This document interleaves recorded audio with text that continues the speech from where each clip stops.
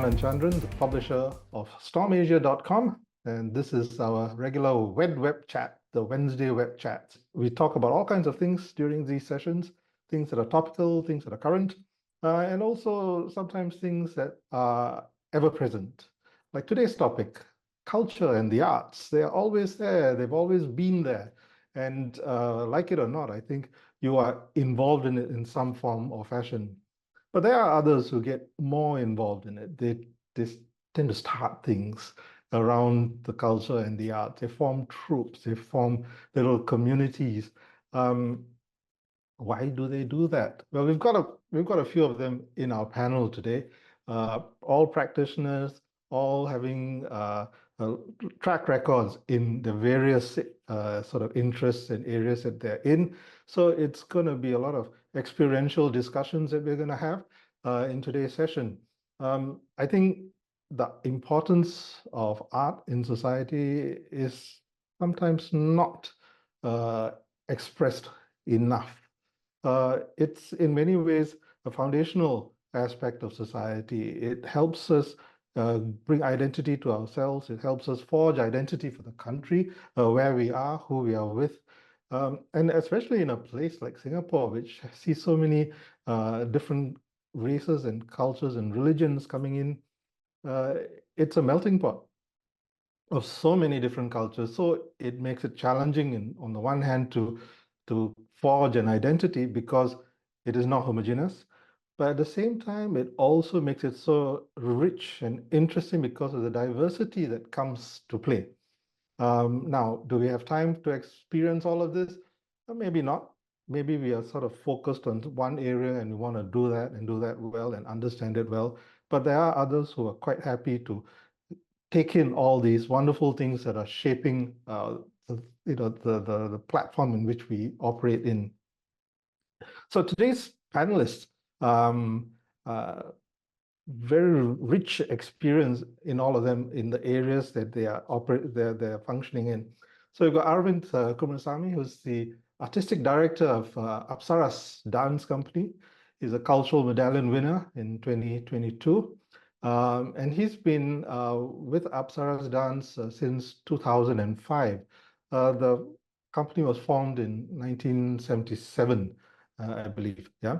Aravind is a former corporate high flyer, and he gave up all of that in the banking and IT sector to live and breathe his one true passion, Bharatanatyam. Nancy Yuan was the artistic director and soprano of the Singapore Lyric Opera. She's a celebrated recitalist and versatile concert artist, and she performs regularly with major orchestras and choral societies, collaborating with renowned conductors. Nancy has been a member of the Artistic Committee of Opera Hong Kong since 2013, and she's the head of vocal studies at the Hong Kong Academy for Performing Arts. And she was appointed professor there in September 2018. Riduan Zalani, who's a co-founder and artistic director of Nadi Singapura. Riduan is a prominent drummer and percussionist. He performs in many, not just in the Malay area, but in many other areas of artistic activity as well. Nadi Singapura was founded in 2011, and the ensemble is made up of young, aspiring musicians. Nadi, which means pulse or flow of consciousness in Malay, features the most common Malayan drums found in Singapore, namely the kompang, the rebana, the jidur, and gendang. And all these are in their performances. We've got Heather Tan, who's on the road in Cambodia. She's the founder of Opera Festival Asia, the newest troupe within this grouping, just formed last year. But Heather's got a longer tradition in the field of endeavor that she's in, having worked in Singapore and then gone over to Europe. She furthered her education at the University of Music in Vienna and also started working there and is now based in Germany. She formed Opera Festival Asia to bring the German classical music form to Asia as a bridge between cultures. Is the managing director and co-founder of Nadi Singapura, and you help groom young talent in the process as well, training them to be musicians and working as a group. Heather, as a newest entrant into the space, what possessed you to start something like what you have? I think we are trained as a Singaporean born always to initiate something or initiate projects. So it's something that I think we were all ingrained with, starting from like my time in school.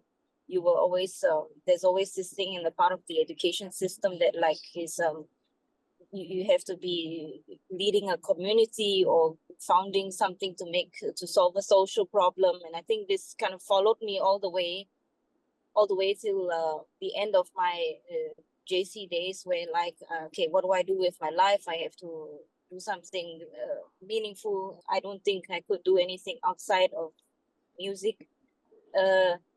During my school days, I did piano, I did singing, and I did violin, and I was conducting as a student in choir and running as a president. So it came quite naturally to me that like I would say I would go out of Singapore to find something and bring it back to kind of contribute back to my society. So it's quite a Singaporean mindset. So you've got yours up and running, you've got programs lined up, and you've got things happening down the line as well. So it looks like you're off to a fairly busy start, um, which is great, which is very optimistic. Nancy, in your area, you've been active in that space for quite a while. Uh, what is the reception like to the kind of music you put on? Because you and Heather are more sort of European classical kind of music, the operas and stuff like that. The other gentlemen are all steeped in the local sort of migrant culture and indigenous culture to some extent. So it's very different. You also be viewed as alien uh, in the context of Singapore society, or is that correct, or is it not the case anymore? It is, I admit, it is an acquired taste. But like any big societies and sophisticated first world country and cities, there will always be an opera company. And this somehow we inherited from the colonial days, and because it's an art form that has been around for hundreds of years, and there's a good following, and I feel as a mission to carry on with this work, to make operas happen, to get audience to come and sit down and watch our performances. And of course, we have lots of challenges these days because of the social media and the attention span of most of us, including myself. And so the nature and the way we promote it is changing and is evolving, and especially with the happening of COVID. So we have to reinvent ourselves, keep ourselves busy in the different areas. So, but classical music is important, and it is a language that speaks to the entire world, regardless of your race and your age.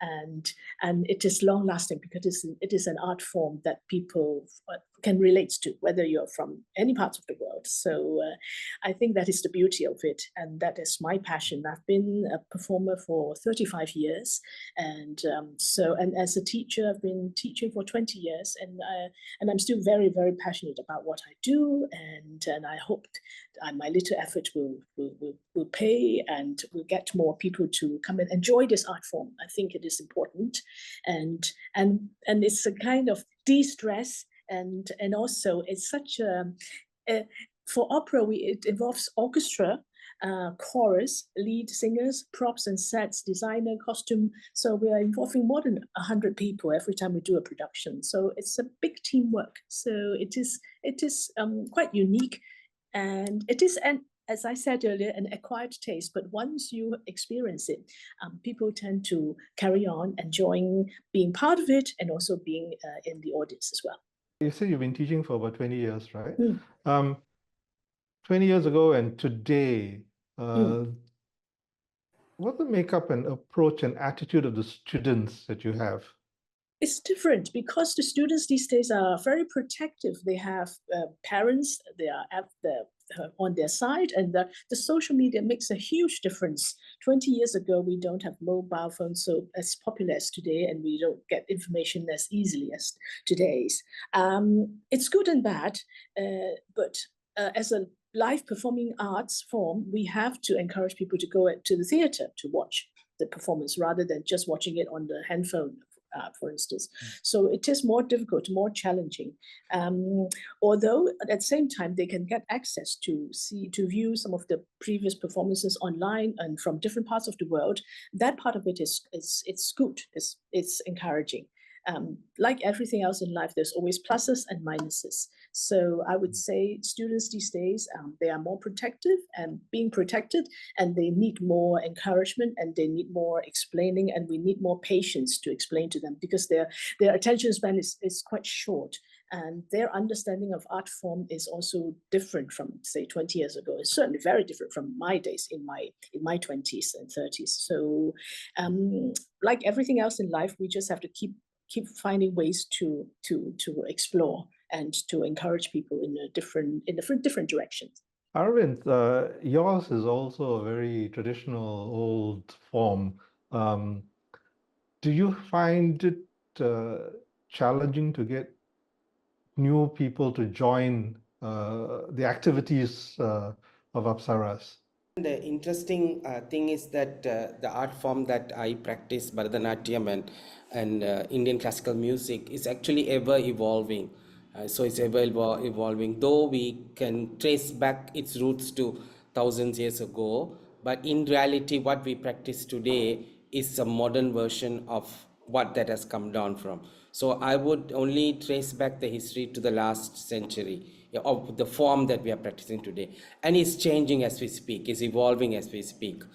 So it stays very relevant, and people who follow Indian classical arts pretty much like to come and watch the performances. 30 years ago in Singapore, I think I would say that there were people who were freelancers or mostly hobbyists, serious hobbyists, because you can't make a living out of Indian classical dance or music in Singapore other than teaching it. But today, as I speak, I have many young Singaporeans who are actually pursuing it as a full-time career. They are getting their masters and bachelor's and master's degrees in Indian classical dance and music from renowned universities. So it's the landscape has changed a lot.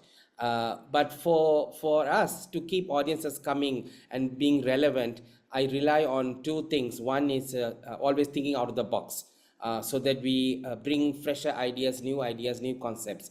And the second most important thing, which I call the two pillars for our success, is collaboration.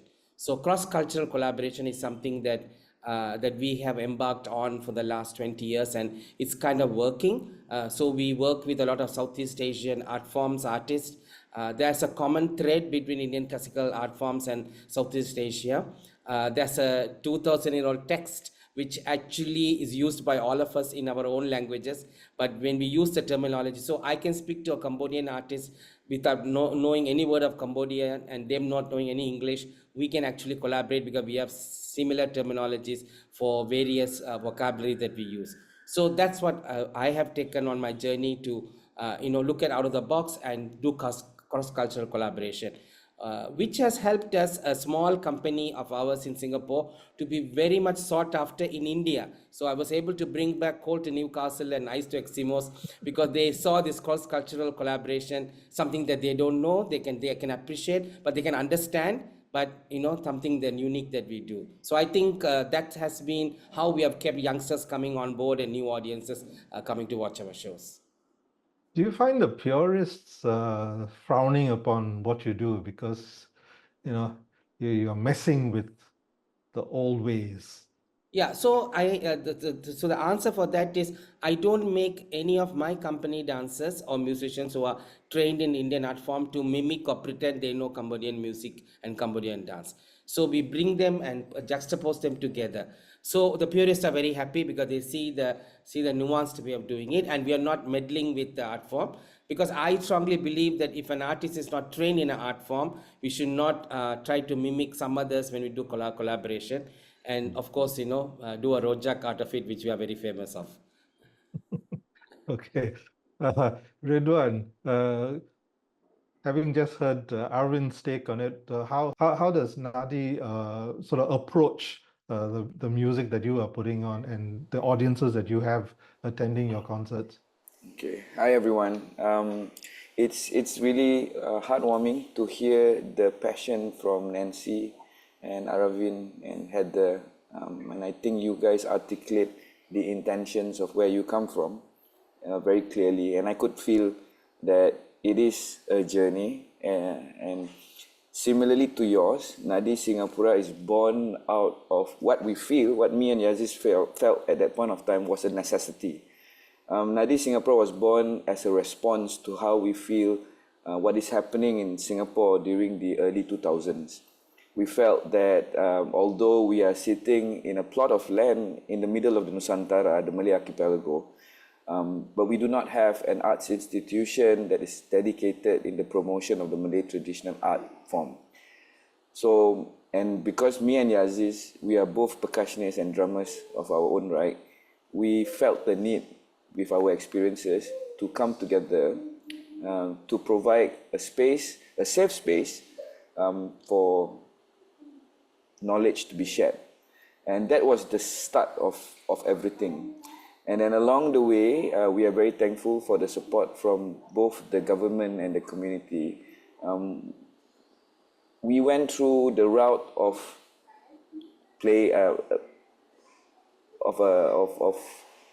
joining in NAC's Seed Grant Award, and then catapult us to Major Grant Award. And because of all this award, it helped us fund our basic formalization needs of administrative work and operational financial capacity. And through that, all of the artistic work was possible. So initially when we started, we only had one composition, which was written by me. And the entire year, we just played the same composition over and over again. That earned us our first 19,000. I still remember Yaziz closed the account and then he shared to me. And it was very monumental. It was pivotal because first thing is, I was very young then. I was 27 years old when Nadi was formed. But I had the intention of bringing even the younger ones than me to come together to go on this journey. And along the way, about 13 years have passed, and guess what? Most of the original members are still there with us. So I think that is the key that I wanted to share. Although we have succession planning along the way, together with the pioneering team and the management of Nadi Singapura, we set events, programs, productions, collaborative ones, intercultural, multisensorial, all these works, but we tried to bring back that love, that affinity that a human being has towards his environment, towards his culture. Because we consider all our work are contemporary works, but we lift it with a nice balance of tradition, of maybe text that comes from the Malay community, the consciousness of the Malay people, the flavor and the philosophies of the Malay people. So through that, the drumming is really the medium of expression, but the performative, the way we present the art form is the art that Nadi is trying to reach out to the younger generation or the mass community. And I would say over the last 13 years, it has been very positive. The key indicator would be, one of it is we are still getting the major grant, and I think we have exceeded every KPI that we have set upon with NAC. Along the ways there are problems, we adjust, but I think the general idea is we are still very young, and along the way, hopefully, we will be able to attract more people to join in the academic world, so that we are able to bring this art form that we love, the music and the arts of the Malay community, to a higher level. In terms of growing the reach of Nadi Singapura, I know you tap into the government grants and funds, and that helps. But are you able to sort of build sort of organic growth in terms of audience base as well as future members of Nadi Singapura? Honestly, it's hard can, but it's hard unless you have an entrepreneur that strongly believe and know what you are doing and support what you are doing. But honestly, I think when we started, if we don't have any government grant or something that without any sponsorship or any support from the community, it's very hard actually to do that. But I just want to ensure that whatever we all are doing at that particular point is the relevance of what is need at that particular point. And I'm honored that Riduan is with me. I know him when he was 7. Whatever Riduan's thinking at the particular point is totally marvelous, that he see the future of what the Malay percussion in Singapore, whatever it needs, that he creates something that's relevant to the youth, which until now that the support has been marvelous. Okay, can I throw open that question to the others as well? Is it difficult to continue to grow organically without support from government agencies? Maybe I will just respond to what Yaziz mentioned. Of course, we do have our fundraising program, and then we do have a platform in which people can give donations. In all honesty, the kind of earning Nadi can earn through a performance or production is not a lot. So we are very young, as in we became a charity organization about 3 years ago, and we are still trying to go into the next phase of being an IPC. So what I wanted to share is basically the track for a non-profit organization in Singapore. You have tiers in which you can explore. So what we are aiming for now is to be able to be an IPC. And when you are an IPC, I think by then we should be able to self-sustain. At the moment, the need for the government grants is very helpful for us. It's always difficult. It's a perpetual problem. Well, as I said earlier, it involves the orchestra, the chorus, lead singers. Usually we fly them from abroad, and to venues, so we have to have big venues like the Esplanade Theatre, and all that costs a lot of money. And in the good old days, 35 years ago, it started with the passion of a businessman, and he loved singing. So he was able to bring in his source of income from friends, twisting arms and elbows, and for good causes. And so now board members have changed. The board members are also trying through all sorts of fundraising activities.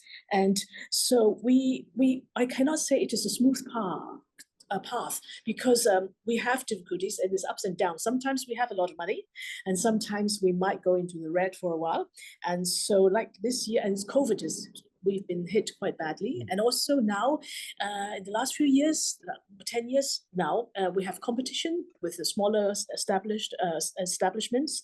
So the effort is endless. We have to find ourselves to reinvent in every direction, be it fundraising, be it artistic directions, and the way we present productions, etc. So last year we tried the semi-staged version, and it works very well. So we will keep doing that to make it, to scale down a little bit and equally attract audiences. And they said they enjoy it very much.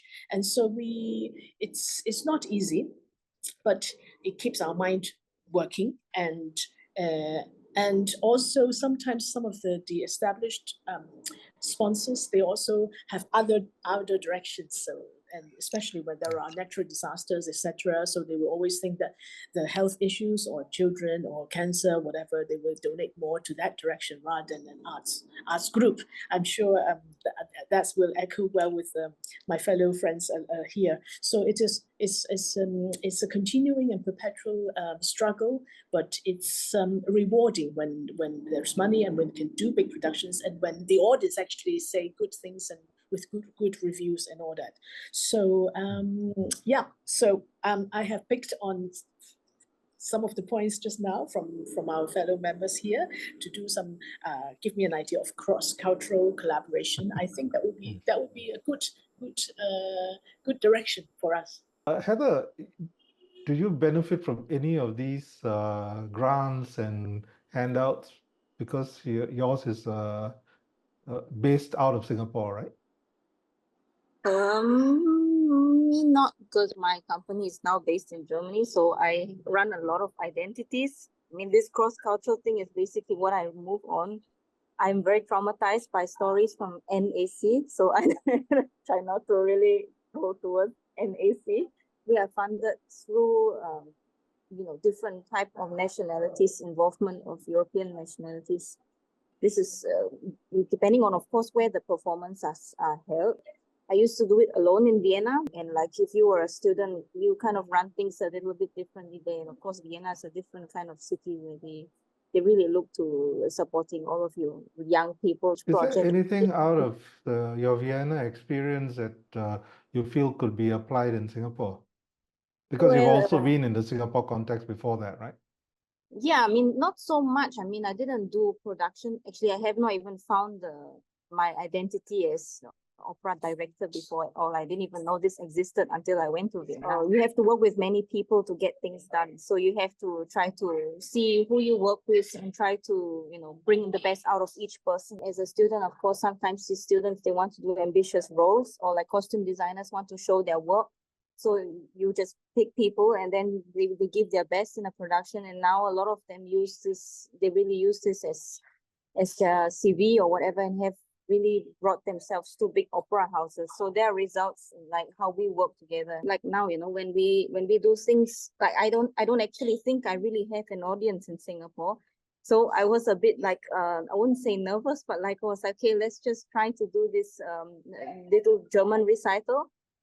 And in the end, the audience didn't come from any of the people I worked with that were not really, but most of the audience came from the European community. They came to the performance, and we only launched it 1 month before with the support of the German embassy that was the key main supporter, and then came the Austrian embassy because of my Austrian colleague, and then a bunch of other European embassies then attended the performance as well. And we curated the program in a way that it was really mixed and like very carefully with what type of European programs we had that were also German language. So it was the result of like everyone working together that made like it happen really nicely in the span of 1 month. We filled the hall. I mean, like the hall was also realistically huge enough, and it was well received. Yes. For example, if we do something in Germany, when I had National Day there was also Singaporean community that really want to build something in Bavaria, and they just want to put people together. And I found all the people who live around the region that wanted to sing or dance or whatever, and I just said, okay, just come to this place. I will ask Singapore Embassy for money, and then also another outlet from Singapore came the money, and then we made a really like cultural Singaporean National Day regional celebration. And it was also very well received. And Germany wanted to find out something from Southeast Asia, and we wanted to show something from Southeast Asia. So it was all together. An exchange. It's a great way of opening doors between countries as well, right? Aravinth, Yeah. you've seen a lot of that, haven't you? You've opened a lot of doors through Apsaras between Singapore and India even. Yeah, so I think we work a lot with our MFA colleagues in the cities that we perform, and they can give you a lot of support through not necessarily financial, but they can open doors, make introductions, even support us to find the right person to pitch in for festival opportunities, and in some cases they also are looking for artists to come for Singapore, related performances. Coming back to the earlier conversation, Kannan, I think yes, we do rely a lot on the NAC grants. If not, we won't have come so far. But there's a catch-22 because NAC grant is not doesn't fully support the annual budget that we need to do all the activities that we are planned for, which means we need to go and raise or earn the balance. So sometimes we are half pregnant and we don't know whether we should deliver or abort, right? So we always stuck, and so that's a dilemma.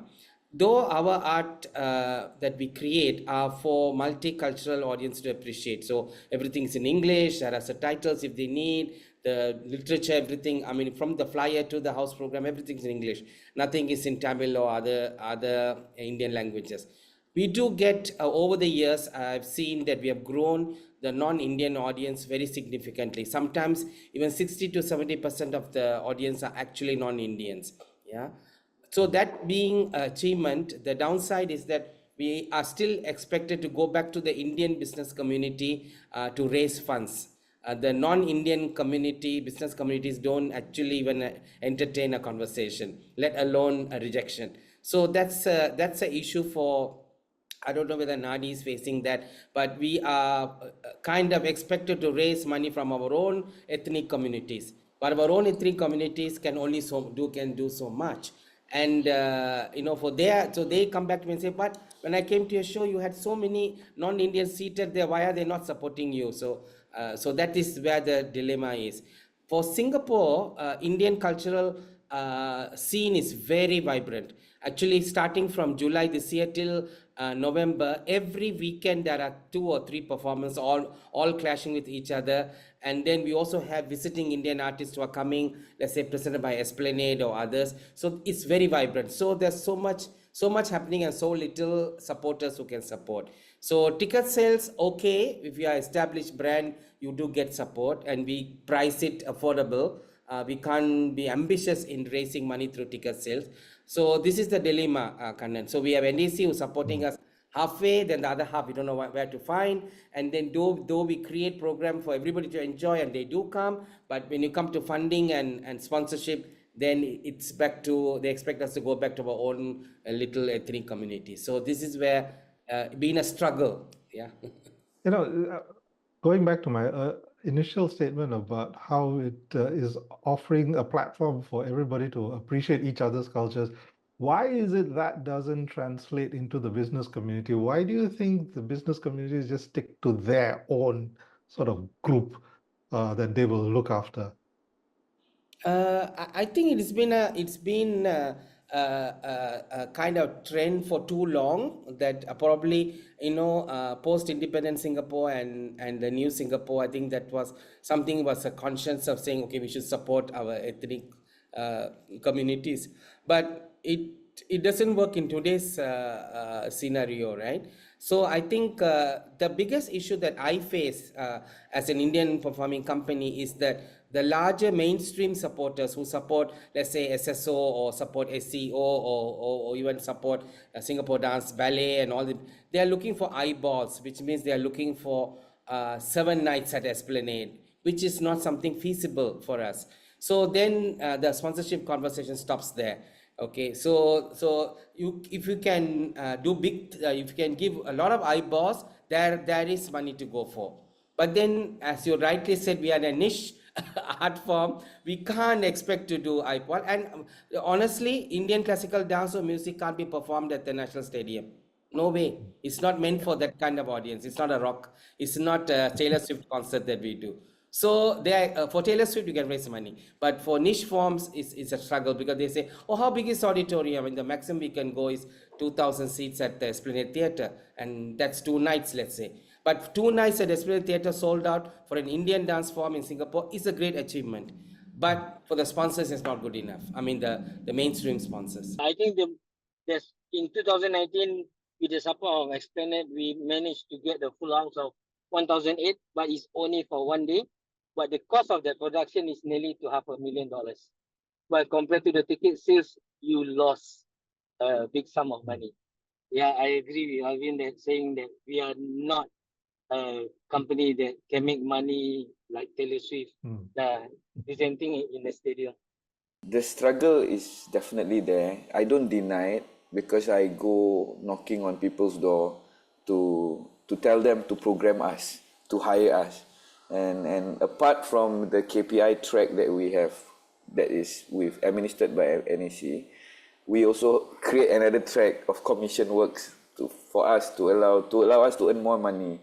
So for a big brand, what we hope is, I think at this point of junction, every time we have a chance to have an impact on our audience, it needs to be taken seriously. over the very many years, I've come to realize that Nadi is opposite of Aravinth sometimes. Meaning to say that my support comes from the non-Malays. Oh, okay. Yeah, they are willing to sponsor an event or be a partner. So along the way, then we realize that okay, when we do this, this demographic, and we attract this demographic, they are more willing to be a part of that. So I think it's a constant struggle for us as artists / management to make sure the company stays afloat. At the same time, we have to keep the integrity of the art form that we believe in. So there's also that business aspect to constantly think about. So yeah, I think what Nadi has is a very unique troupe. And I could say every 3, 4, 5 years we update our iOS. If everybody could understand, yeah. So that is, we don't just lean into one style, and eventually we used to work with this particular institution for 5 years, and then suddenly they went missing, and then after that we work with a new institution for the next 3 years, and then they went missing, and then now we have a new. So with this partnership, that kind of keep Nadi ongoing, and the programming that we do, we try to keep it as exciting as possible, and we maintain that the first initial impact is the most important one. Yeah. Okay. I think, Aravinth, you raised the point that people taking degrees in all of this and taking it more professionally, right? Can I ask all of you, is there a career in the artistic and cultural community that you are servicing? Are there careers to be had? Will there be opportunities for young talent to come through and make a livelihood out of this?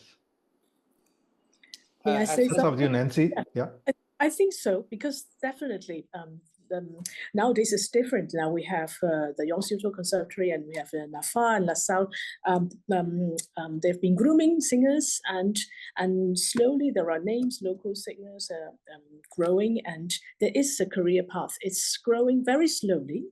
And going back to the support from NAC, SLO is very great, has been very grateful, but it's like what Aravinth has said, it's just never quite enough, and so we have to find the balances. So it's always a big challenge there, and NAC also doesn't want us to totally rely on them, which I can understand. And there is a career path, and I'm encouraging youngsters, be it singers, musicians, and choreographers, dancers, set designers, costume makers. Yes, we should pursue our passion, because life is short. I think it is important that you feel that you have contributed your art to the world. Well, it's one thing to have a career path. It's another thing to actually get a job in that industry, right? Like Jeremy Montero said in one of his rants on social media, what they paid 20 years ago is what they're paying musicians today, the same amount. So how do you, and cost of everything is going up. Are there jobs for people who come through that career path to eventually land, or do they wind up going somewhere else because there's not enough money to be had to make a livelihood out of it? I think it's not a rosy path for sure. Things have changed, at least in the last 30 years in Singapore context. We see a lot of people working on it, but unfortunately, many of them are in the freelance and gig economy, which is not always predictable. Yeah, so I mean, we all know what happened when COVID hit, right? Just before COVID, it was so booming. I mean, we couldn't get anybody who were freelancing or in the gig economy to come and work for us for productions, because they were always busy and making money. And then the COVID hit. So I think that is, and actually there was a large preference in Singapore youngsters not to work for an established company, be it Esplanade, be it Apsaras, be it, they rather be freelancers and be in the gig economy for the obvious reason they can do multiple projects at the same time. But then they all realized when COVID hit that there's nobody to fall back on. So I think I would say that we are still evolving. But the good thing is that there are many youngsters who are coming up, and the youngsters of today are better trained better, strong in their techniques, in their art form or even arts administration, thanks to all the courses that are available in Singapore, compared to 30 years ago when we had the hobbyists who were not really professional enough to be dealt with. So it was quite hard to engage them because they had only passion, and many of them had talent but not enough technique, not enough training. But now you get youngsters who are trained well, they know how to behave professionally, but opportunities have to be created. So I think at Apsaras, what I'm trying to do is to give platform to all these youngsters who want to come on board, and also try to support the freelance economy as well. So there have to be multiple ways of revenue sources even for an individual. So I think teaching is still sadly still a very important what can I say, stable income, and then you have to go and perform. But I think for Indian classical dance is a bit different, Kannan, because of how it has exploded in the world stage. So today even Apsaras gets more performance opportunities around the world than Singapore alone, because of the fact that, so our Singaporeans that are taking part, for example, I have 2 Singaporeans right now, youngsters who finished graduating, who were trained by us. Now they are actually on a tour, on a world tour, working with an established other company. So they have got some kind of opportunity to travel the world and perform. So that's a good part of Indian classical dance, because the world exploded. So I think this is where we are. But I would say that it's all promising. But when he gets into to take this full time, must know their commitments, know their financial needs, and then come and put the leg into it. It's not as, you can't compare it to, oh, my classmate went to another job and doing well, bought the car, bought the house. So if you start comparing, it's a hard way. Okay. Riduan and Yaziz, how about yourselves and Nadi? Are there career paths available? Ultimately, a dream of Nadi Singapura is to have a full-time dedicated cast. Similarly to what Aravinth said, the need for the cast member to diversify his skills and to be able to earn more revenue from wherever is important. We need to have that. Of course, the cast are trained to be able to also be a teacher at the same time. So we are working towards that. Ideally, in the next 5 years, hopefully, we will get a full-fledged performers ready to perform 7 days a week, hopefully. But yeah, that's a dream.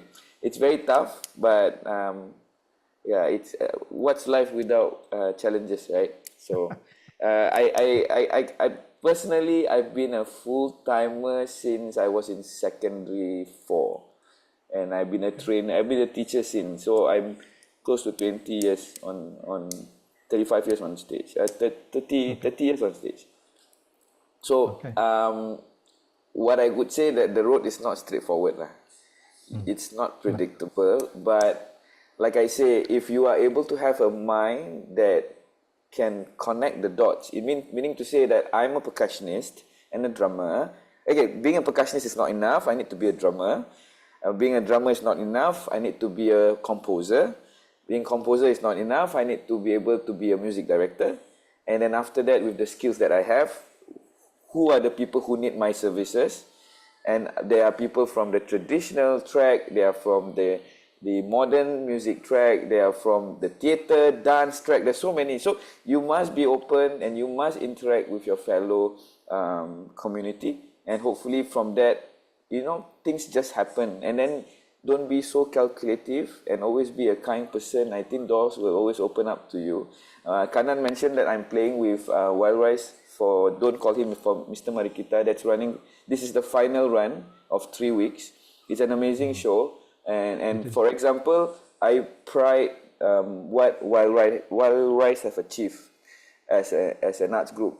And they have their own theatre that, when upon looking at it, I take it as a benchmark for Nadi to hope. So I think to aspire to have. So I think as an arts group, we also must surround ourselves with people who we think that are a positive role model. Great, thanks, Riduan. Heather, lessons learned from this discussion from all of these established participants in the space? Well, I learned that I'm not alone. You're all part of a global community, fantastic. But I Oh, think we've only barely scratched the surface of this discussion in many respects, because it goes in deeper, and in each of your areas there are issues and challenges and opportunities.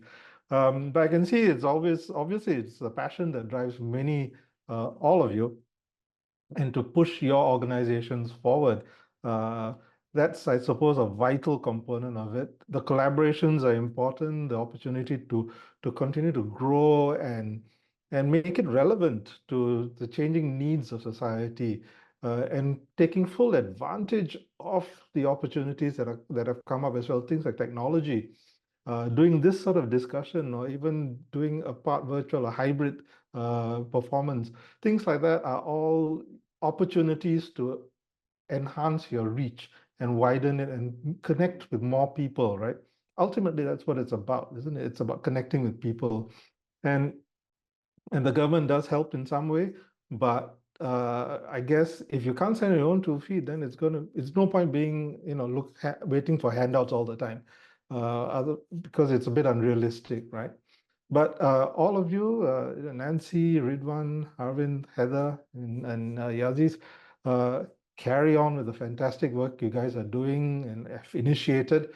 And I wish you all wonderful programs in the future, excellent success, and a connection with the community, the global as well as the local community, that will continue to see your art flourish.